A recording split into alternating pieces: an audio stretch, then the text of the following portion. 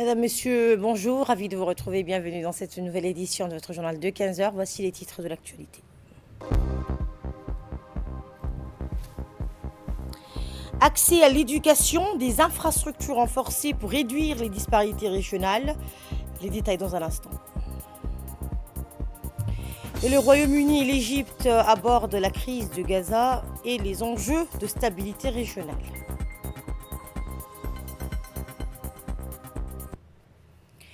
Améliorer l'accès à l'éducation pour tous, un défi à relever avec succès grâce à des infrastructures modernes et une volonté politique affirmée. Samantha Saïd nous en dit plus. Dans le cadre de la politique gouvernementale visant à améliorer l'accès à l'éducation, le ministre a inauguré 6 nouvelles classes qui viennent d'être ajoutées à l'ancien collège, permettant ainsi d'augmenter significativement la capacité d'accueil de l'établissement. Cette initiative répond à une forte demande et vise à offrir un cadre d'apprentissage adéquat à un nombre croissant d'élèves dans la région. Rappelons que dans son intervention, le ministre a souligné que les efforts pour renforcer les infrastructures éducatives à l'ICB ne s'arrêtent pas là. Très prochainement, la ville bénéficiera de la construction d'un second collège moderne. Ce nouvel établissement viendra soulager davantage la pression sur les infrastructures actuelles tout en garantissant à chaque enfant un accès à une éducation de qualité. Dans la foulée, le ministre a procédé à la pose de la première pierre pour la construction d'une école entièrement dédiée à l'enseignement du préscolaire et composée de 10 salles de classe. Ce projet, qui vise à renforcer l'accès à une éducation de qualité de plus de jeune âge, s'inscrit dans le cadre des efforts déployés pour le gouvernement pour atteindre les objectifs de développement durable liés à l'éducation. La nouvelle école préscolaire offrira un cadre moderne et adapté pour l'apprentissage et l'épanouissement de tous. Poursuivant son périple dans la région d'Arsijouk, consacré à l'inauguration de nouveaux établissements scolaires, le ministre de la délégation a mis le cap sur la localité de Nanan. Il a officiellement inauguré une école rurale intégrée. Depuis 2016, la région d'Ali Sabia a vu la construction de l'équipement de 19 établissements scolaires supplémentaires, soit une augmentation de 110%. La plupart de ces établissements ont été implantés dans les localités éloignées, conformément à l'objectif démocratiser l'accès à l'éducation et de rapprocher les services éducatifs des populations vulnérables. Les effectifs des élèves sont passés de 11 783 élèves en 2016 à 16 233 élèves en 2025, soit une augmentation de 38%. Le taux de réussite au baccalauréat a atteint 65% en 2024. Les effectifs des enseignants sont à quant eux passés de 406 enseignants en 2016 à 746 en 2025, soit une augmentation de 84%.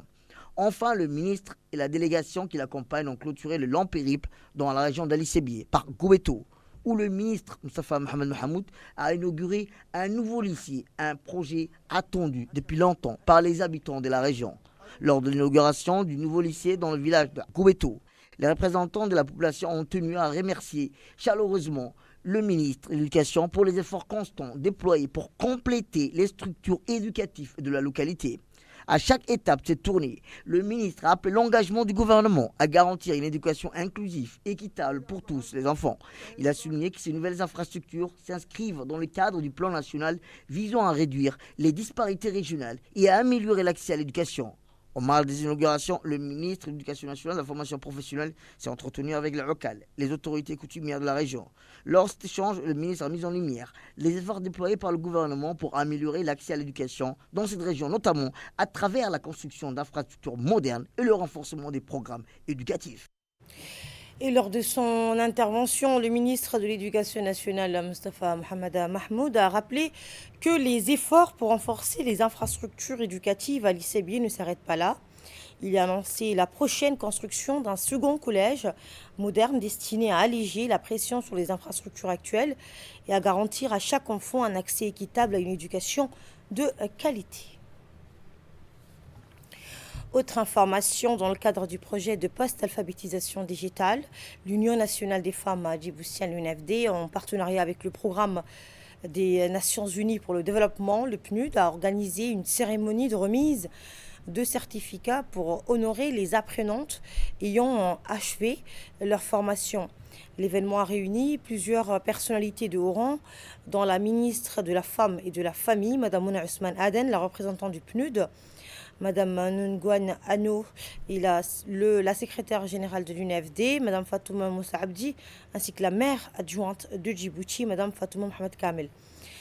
Destinée aux femmes issues des 5 régions du pays, cette formation avait pour objectif de renforcer leurs compétences numériques afin de les intégrer pleinement dans une société de plus en plus connectée.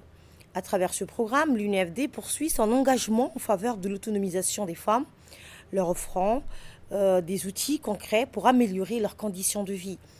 Dans son discours, Mouna Ousmane Aden, la ministre de la Femme et de la Famille, a félicité les apprenantes pour leurs efforts et a mis en avant l'importance de l'inclusion digitale dans le développement socio-économique du pays. Elle a également adressé ses remerciements aux partenaires, en particulier au PNUD, pour leur soutien constant aux initiatives locales en faveur des femmes.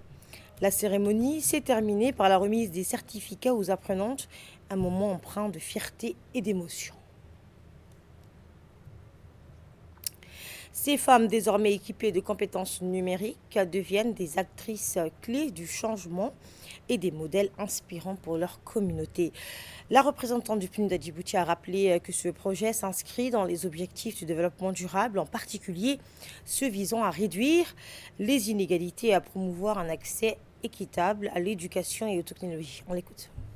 Avec une très grande joie et une reconnaissance que je me tiens aujourd'hui devant vous à l'occasion de cette cérémonie qui marque une étape importante au-delà donc de la remise des diplômes et des certificats post-alphabétisation digitale, qui marque une étape dans la post-alphabétisation des femmes et du programme d'alphabétisation par l'Union des femmes de Djibouti, avec le soutien du ministère de la Femme et du PNUD. Il me semble que quand nous avons pris le pari, je pense après un discours mémorable de son Excellence le chef de l'État, de dire qu'il faut passer à la formation digitale des femmes à Djibouti, on s'est dit qu'il faut trouver les moyens et les ressources pour pouvoir initier et renforcer ce qui est fait dans le cadre de ce programme d'alphabétisation.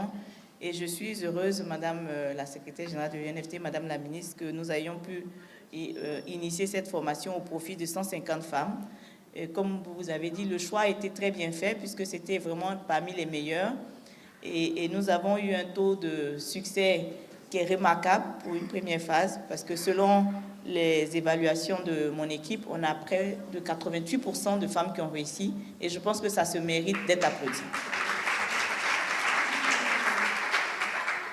Et je pense que ce résultat est le fruit donc de la très bonne organisation de votre équipe de l'UNFD, Madame la secrétaire générale, de toute l'équipe du programme d'alphabétisation, mais particulièrement de certaines personnes qui ont mis jour et nuit leur contribution pour qu'on puisse arriver à ce résultat.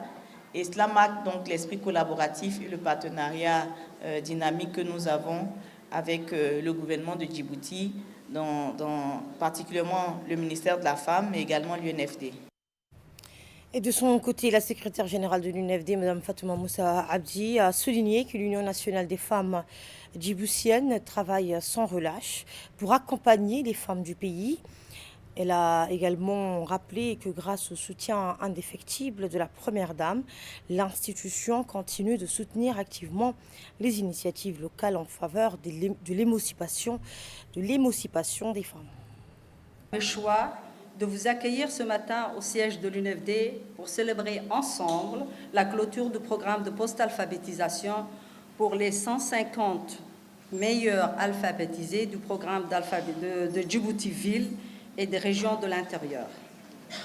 Mesdames et messieurs, grâce à la volonté politique du président de la République, son Excellence M. Ismaïl Omar Guelleh, la lutte contre l'analphabétisme constitue une priorité pour le gouvernement. Fort de cet engagement politique, le programme national d'alphabétisation des adultes fonctionne d'une manière pérenne depuis 2018 grâce à l'appui financier du ministère des Affaires sociales et de la Solidarité, de la contribution technique du ministère de l'Éducation nationale et de la formation professionnelle, ainsi que l'apport du ministère de la Femme et de la Famille dans l'intégration des jeunes filles déscolarisées.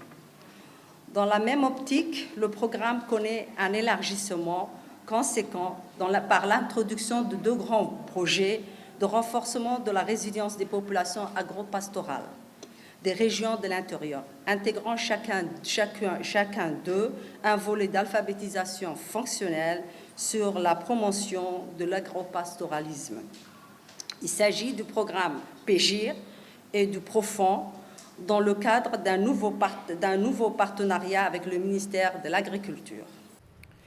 Et prenons la parole à son tour, la maire adjointe de Djibouti, Mme Fatouma Moussa Kamil, a donc salué le courage et la détermination des apprenantes qui ont su relever les défis pour mener à bien cette formation.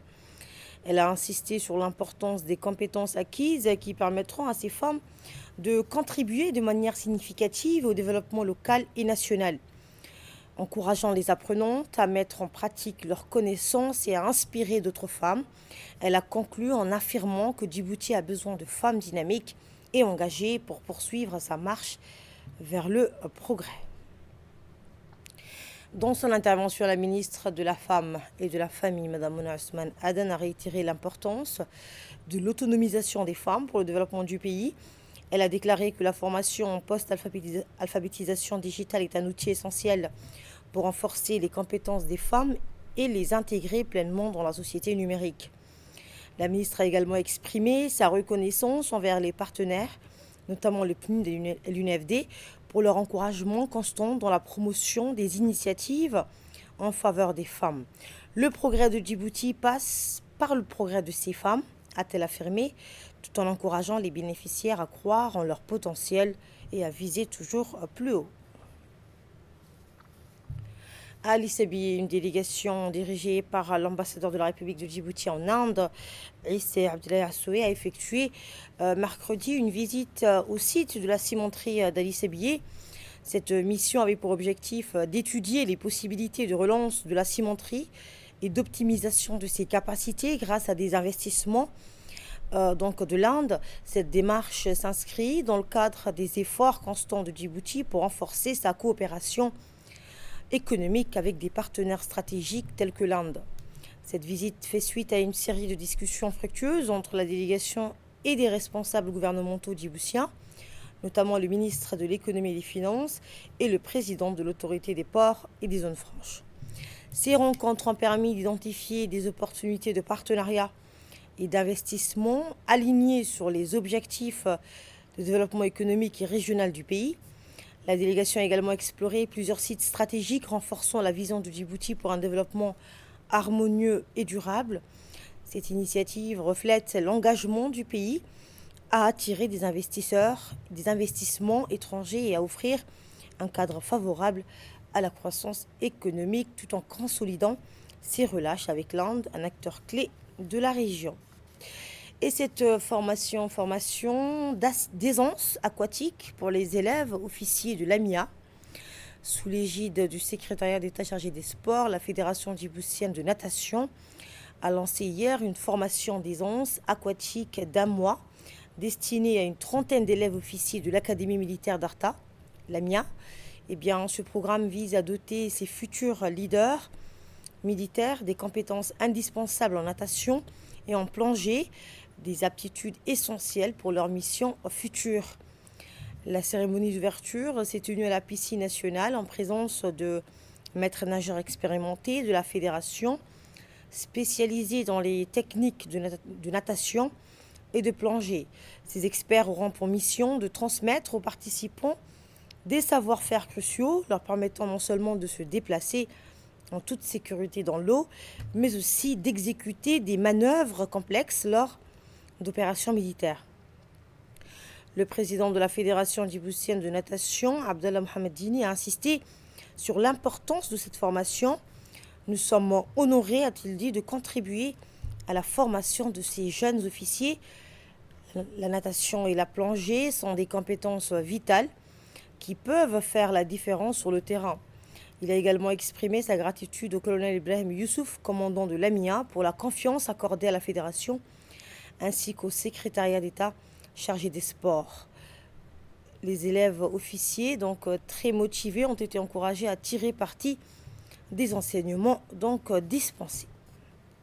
Sociale à présent, la ministre des Affaires sociales et des Solidarités, Mme Loufa Ismaïla Abdo, a poursuivi sa tournée avec une seconde étape au village de Daï, où elle a inauguré un réservoir de 100 mètres cubes, ainsi qu'une adduction d'eau de 1000 mètres.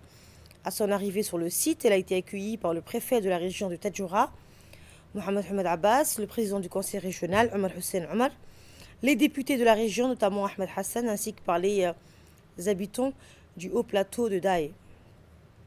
Cette cérémonie d'inauguration symbolise un renforcement significatif des infrastructures hydrauliques existantes. Situé à 1500 mètres d'altitude, le plateau de Daï donc rencontrait depuis longtemps des difficultés d'accès à l'eau. Grâce aux efforts conjoints du gouvernement et particulièrement à l'engagement du président de la République, cette problématique a pu être progressivement résolue, permettant à la population d'être approvisionnée en eau potable. Face à une population croissante et de plus en plus active dans l'agriculture, il devenait indispensable d'adapter et d'étendre les infrastructures hydrauliques. Et c'est dans ce contexte que le ministère des Affaires sociales et des Solidarités, par le biais de l'ADDS, a entrepris la construction de ce forage inscrit dans le cadre du projet d'urgence à la protection sociale et de réponse aux crises alimentaires.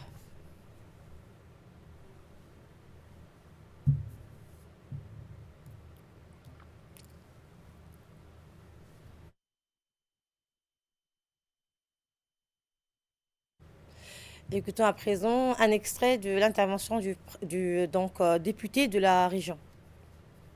Peut-être de cette occasion pour envoyer un message sur l'excellence de M. le Président de la République. C'est grâce à lui, ce village a été développé. En premier lieu, il a amené l'eau de 11,5 km de l'eau de Grelais. Après, il a créé le forage dans le plateau du Daï. Là où on avait dit qu'il n'y a pas de l'eau, il a fait toutes les possibilités, tout le nécessaire. L'électricité, il a amené aussi pour tout le village. Et on a fait le forage de profondeur de 400 mètres. Là où on avait dit qu'il n'y a pas de l'eau, on a eu l'eau très potable. Mais maintenant, les populations sont multipliées. Il y a des jardins, des projets, de tout ça. Et le forage est très insuffisant. Et pour continuer le développement du forage, on a demandé à M. le Président de la République, qui habite avec nous, dont la population est toujours atteinte, de nous multiplier des forages. Comme on a des terres très fertiles, on a besoin uniquement de 3 forages. J'ai fait appel au président pour nous aider à créer de nouveaux forages.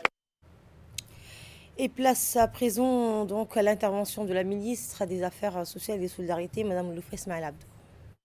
Nous sommes ici à l'emplacement même du réservoir de 100 mètres cubes d'eau pour pouvoir non seulement avoir une meilleure gestion de l'eau, parce que ce réservoir va servir en tout cas de tirer son eau à partir du forage. Environ une cinquantaine de ménages qui vont bénéficier de cette adduction d'eau, mais également tous les ouvrages collectifs du public, c'est-à-dire l'hôpital, l'école et le collège également. Ainsi que les ménages. Donc ce réservoir de 100 mètres cubes d'eau va permettre de mieux gérer l'eau qui est tirée du forage et mieux la répartir pour toute la localité de Daï. Bien sûr, je pense que ce n'est pas encore suffisant. Le besoin était énorme ici dans la localité. Nous allons donc œuvrer davantage pour renforcer tous nos ouvrages hydrauliques, mais également le ministère de l'Agriculture œuvre sans cesse également pour remédier à cette problématique de l'eau, pas seulement à Daï, ni dans la région de Tadjoura, mais partout sur le territoire national. Et après la cérémonie d'inauguration du réservoir et du système d'adduction en eau, la ministre des Affaires sociales et des Solidarités, donc accompagnée de sa délégation, a tenu une rencontre avec la communauté du Daï et des localités environnantes. À leur arrivée, un accueil des plus chaleureux leur a été réservé par les habitants qui attendaient avec impatience cette visite depuis le lancement de la semaine de la solidarité. Les autorités régionales de Tadjoura ainsi que plusieurs parlementaires ont également accompagné la ministre durant ce déplacement. Lors de cette réunion, les habitants du plateau du Daï ont exprimé leurs doléances et besoins auprès de la ministre. Cette dernière a pris le temps de les écouter attentivement et a promis de répondre à leurs préoccupations dans les meilleurs délais.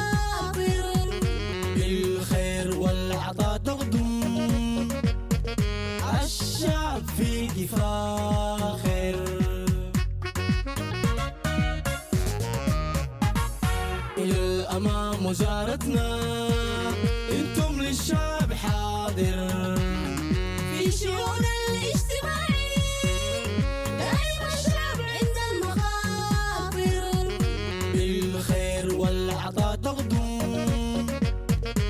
الشعب فيك فاخر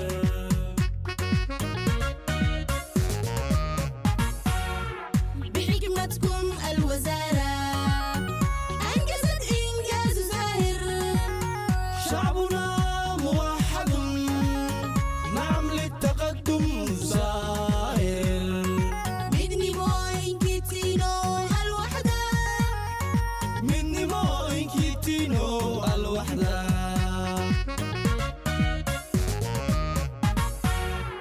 بحكمتكم الوزارة أنجزت إنجاز زاهر شعبنا موحد نعم للتقدم زاهر بدني موين كيتينو الوحدة مني موين كيتينو الوحدة أصلا كنا فرحتها موجودة بم.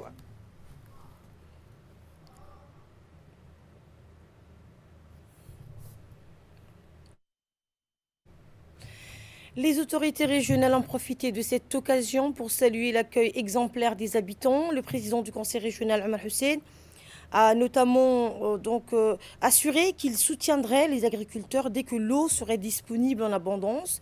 Il a également mis en avant l'expérience du conseil régional dans le domaine agricole, notamment grâce à un périmètre agricole exploité dans le cadre d'un projet d'hydroponie. De son côté, le préfet Mohamed Hamad Abbas s'est adressé au Oukal, au chef coutumier, rappelant donc leur rôle essentiel dans l'identification des familles vivant dans des conditions précaires.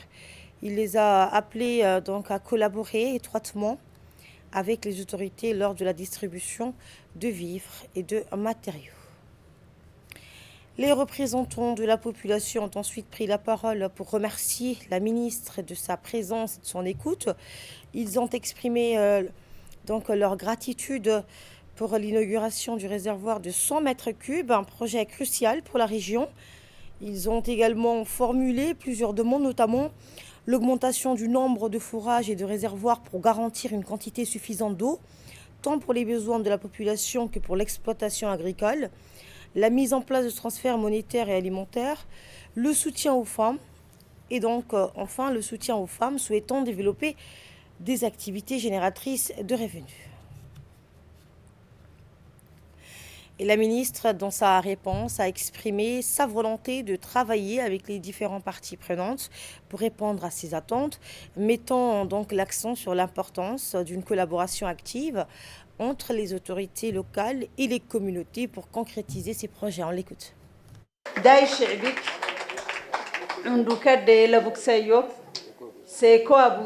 Assalamu alaikum wa rahmatullahi wa barakatuh. Yoke yoluki mete marah abten adame garayul kul salega dagaya.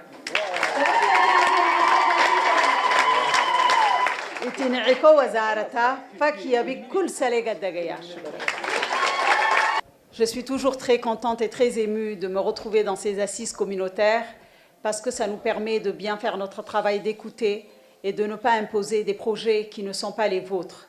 Et on est là pour écouter, pour essayer de voir vos priorités. Et ce que le gouvernement demande, c'est que également de votre côté, vous puissiez prioriser vos besoins pour qu'on puisse mieux y répondre. Comme le président de la République, Al-Hajj Ismail Omar Guelleh, le répète souvent, et dernièrement lors du lancement de la Semaine nationale de solidarité à Addis Abeba, il a donné les objectifs de ce ministère, les objectifs et les enjeux également que représente la pauvreté et la lutte contre les disparités régionales.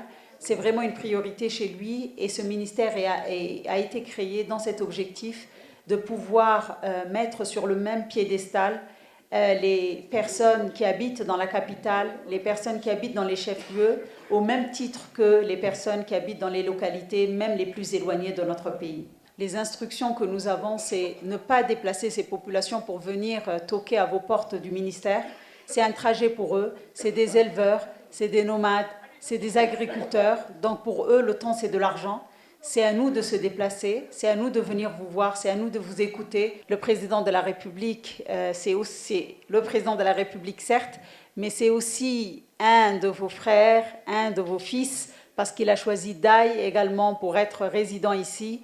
Et c'est pour ça que quand vous l'interpellez en tant que voisin, en tant que frère, c'est valable et je sais qu'il connaît très bien ce qui se passe à Daï. Moi, si je suis ici aujourd'hui avec vous, ce n'est pas seulement de répondre aux besoins qui représentent seulement ou qui vont dans le sens seulement des prérogatives de mon ministère. Nous sommes un seul gouvernement et si c'est un autre membre du gouvernement qui doit répondre à cette priorité qui est l'eau, je vais transmettre également au ministre de l'Agriculture chargé de l'eau, mais également au président de la République. Tadjoura est vraiment bien loti, alhamdoulilah.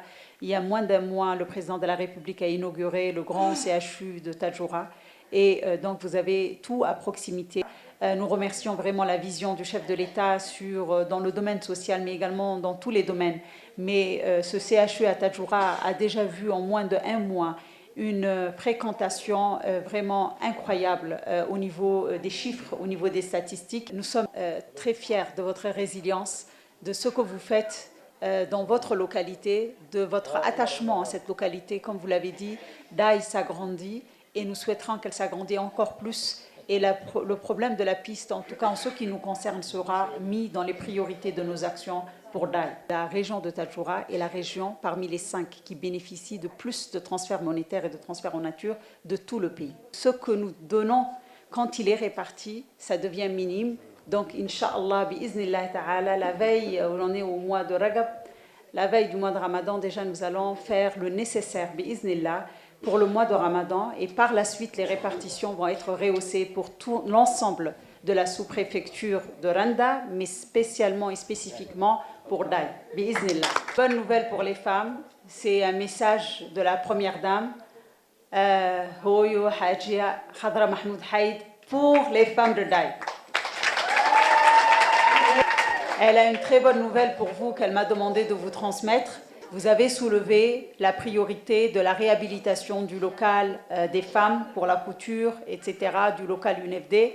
Donc, la bonne nouvelle, c'est que la Première Dame nous a vraiment instruit pour le faire rapidement et les fonds sont déjà disponibles et bi'iznillah, ça va débuter dès notre départ, Inch'Allah, on va commencer à réhabiliter ce logement, ce local.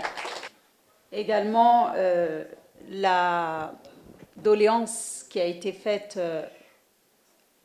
pour que ça soit régulier, les couvertures, pour ici la température elle est assez élevée. Subhanallah, ça aussi la première dame a déjà répondu, elle a dit c'est une région qui est froide parce qu'elle habite avec vous, hein, donc elle sait. Donc ça aussi, Inch'Allah, bi'iznillah, tous les ans, l'UNFD va faire donc ce travail de fournir les couvertures et ça serait, Inch'Allah, d'une manière régulière. Vous avez également parlé de la caisse communautaire. Il n'y aura pas une caisse de solidarité, il y aura 5 caisses de solidarité, chacune dans les Sekouaboussa, Inch'Allah. Pour Daï Village, pour Daï, ici, localité village, nous allons injecter un fonds de 700 000 francs Djibouti. Pour les autres localités de Sekouaboussa, nous allons injecter 400 000 par caisse, Inch'Allah. Les périmètres agricoles sont des activités génératrices de revenus, sont des activités qui autonomisent les femmes, qui autonomisent la communauté. Nous sommes prêts vraiment à vous accompagner au nom du président de la République, Al-Hajj Ismaël Omar Guelleh, au nom également de la Première Dame. J'aimerais vous remercier pour tout l'accompagnement que vous faites au gouvernement d'une manière générale. Nous sommes tous porteurs d'un seul slogan, celui de la cohésion nationale. Jira Ojoga, Inch'Allah. Au Caire, le Royaume-Uni et l'Égypte abordent la crise de Gaza et les enjeux de stabilité régionale. Au Caire, le ministre des Affaires étrangères britannique David Lammy et son homologue égyptien Badr Abdelati ont abordé la stabilisation régionale, notamment le rôle clé de l'Égypte dans le cessez-le-feu à Gaza. L'accord instauré le 19 janvier vise à une paix durable après un conflit ayant causé plus de 47 000 morts. Malgré cela, Gaza reste dévastée, ses habitants confrontés à des déplacements et à la famine. Et c'est ainsi que prend fin ce journal. Merci à vous de nous avoir suivis.